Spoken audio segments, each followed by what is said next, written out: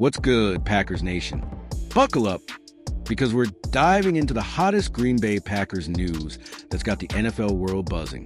The cornerback room is shaking up, and whispers of a Rasul Douglas reunion had us all hyped, until he dropped the bombshell on X that's left fans reeling. Is the door really closed on a return to Green Bay? And with Jaire Alexander gone, what's next for our secondary? Let's unpack this drama and see what GM Brian Gutekunst has up his sleeve for the 2025 season. Welcome to your go-to source for all things Green Bay Packers. I'm your fellow diehard fan, here to break down the latest Packers news with the energy of a Lambeau Field tailgate. Today, we're tackling the Rasul Douglas saga, the state of our cornerbacks, and what it all means for our Super Bowl dreams. Stick around for 10 explosive segments, loaded with stats, stories, and questions to get you fired up. Drop your thoughts in the comments. Let's get this Packers party started. Packers fans, remember those electric moments when Rasul Douglas was locking down receivers in Green Bay? From 2021 to 2023, he was a mid-season steal, snagging interceptions and winning hearts. When the Packers cut Jaire Alexander this June, the rumor mill exploded with talk of a Douglas reunion.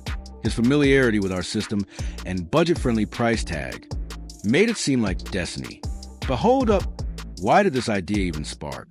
The Packers secondary took a hit, losing not just Alexander, but also Eric Stokes to the Raiders and Robert Rochelle to the Cowboys.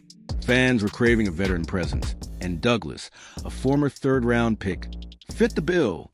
In 2022, he racked up 69 tackles and 4 interceptions with Green Bay, proving he could ball out. The thought of him back in green and gold had us dreaming of a bolstered defense. So, what do you think? Would Douglas have been the perfect fix for our cornerback woes? Hit the comments and let's debate. Just when we were hyping up a reunion, Rasul Douglas himself stepped in to crush our dreams. On June 18, 2025, a fan tweeted, begging him to re-sign with the Packers, and Rasul's reply was a blunt 6 words. Don't think that will happen, buddy. Ouch, Packers Nation. That X post, shared by outlets like NFL Trade Rumors, CO, sent shockwaves through fan base. Douglas didn't elaborate much, but he later quipped, they got Bo Melton, hinting at the Packers' experiment with the receiver-turned-cornerback. Is he throwing shade or just keeping it real? This isn't the first time Douglas has been linked to Green Bay, only to shut it down. His response suggests he's got other plans, and with visits to teams like the Dolphins and Seahawks, he's not short on suitors. What's your take on Rasul's comment? Do you think there's bad blood, or is he just focused on a fresh start? Drop your thoughts below.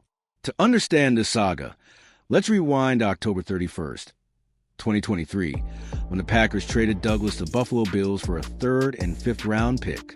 It was a gut punch for fans, as he became a cornerstone of our secondary. So, why did GM Brian Gutekunst pull the trigger? The move was all about cap space and roster strategy. Douglas's 2024 cap hit was projected at $11.6 million, and trading him saved $6.5 million, while adding draft capital. Green Bay has a history of offloading stars early, think Aaron Jones or Jordy Nelson, to stay financially flexible. Douglas thrived in Buffalo, posting 58 tackles and 5 pass deflections in 15 games in 2024. But the Bills let him hit free agency, leaving him available, and Packers fans hopeful for a comeback. Do you think trading Douglas was a mistake, or was it a smart business move? Let's hear your hot takes in the comments. The Douglas speculation didn't just come out of nowhere. It was fueled by the Packers' shocking decision to release 2-time Pro Bowler Jaire Alexander in June 2025. This move left $35 million in dead money on the books, a bold statement from Gutekunst. Why cut a star cornerback? Gutekunst explained on Cheesehead TV that Alexander's availability was the issue.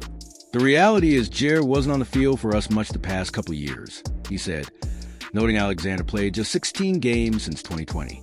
The Ravens quickly scooped him up for $6 million, proving his value when healthy.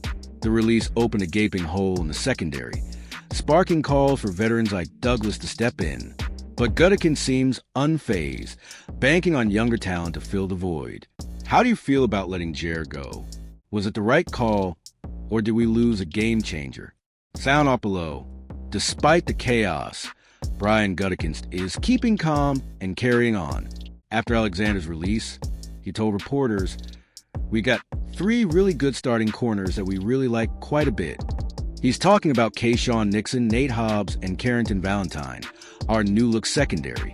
Nixon, a veteran with 76 tackles in 2024, brings leadership.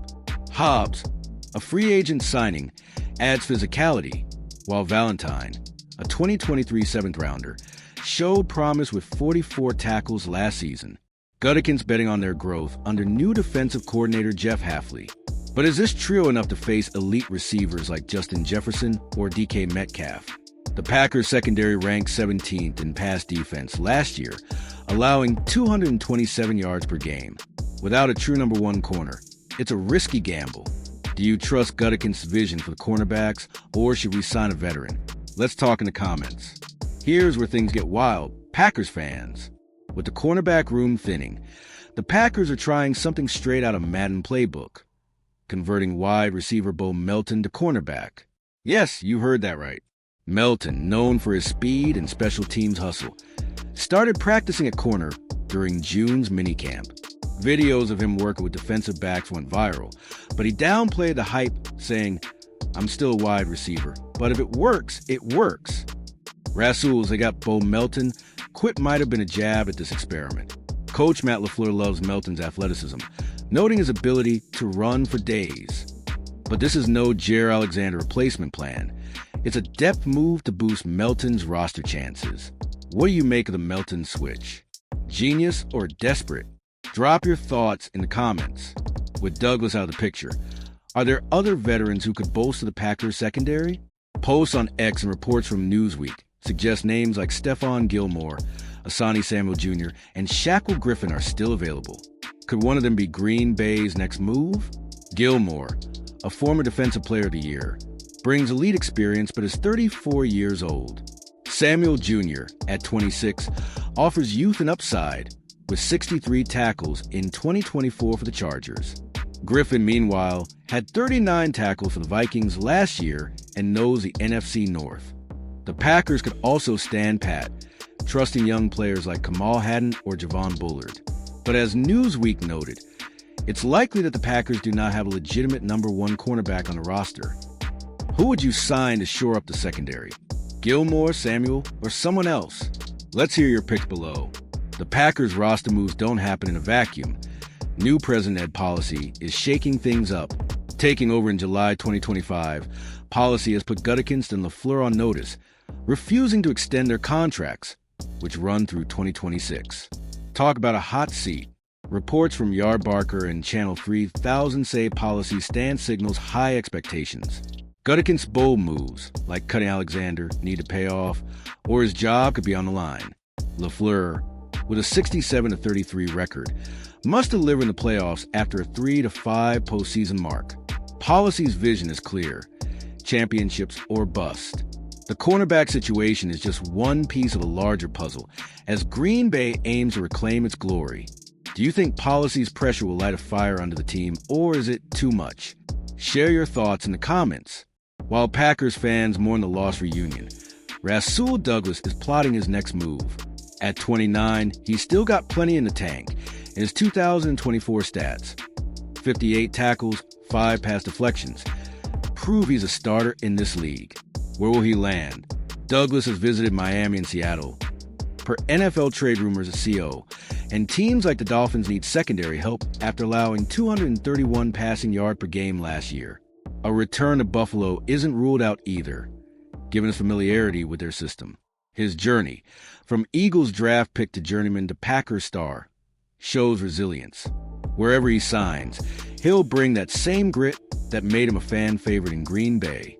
Where do you think Douglas ends up? And will you root for him against everyone but the Packers? Drop your predictions below.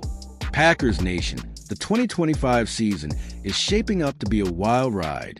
With Douglas off the table and Alexander gone, the Green Bay Packers are banking on youth, coaching, and gutty decisions to fuel a Super Bowl run.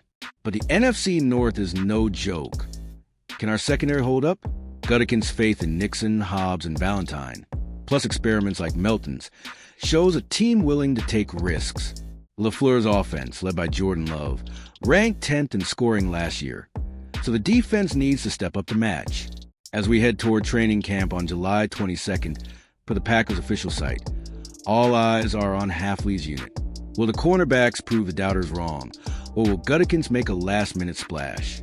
What's your bold prediction for the Packers' secondary in 2025? And how far will we go this season? Let's flood the comments with your hype. Packers Nation, that's the latest on the Rasul Douglas saga and our cornerback shakeup. If you're as pumped as I am for the 2025 season, smash that like button, drop your thoughts in the comments, and subscribe for more Green Bay Packers news. Share this video with your fellow fans. Let's spread the love for the green and gold. Until next time, go Pack Go!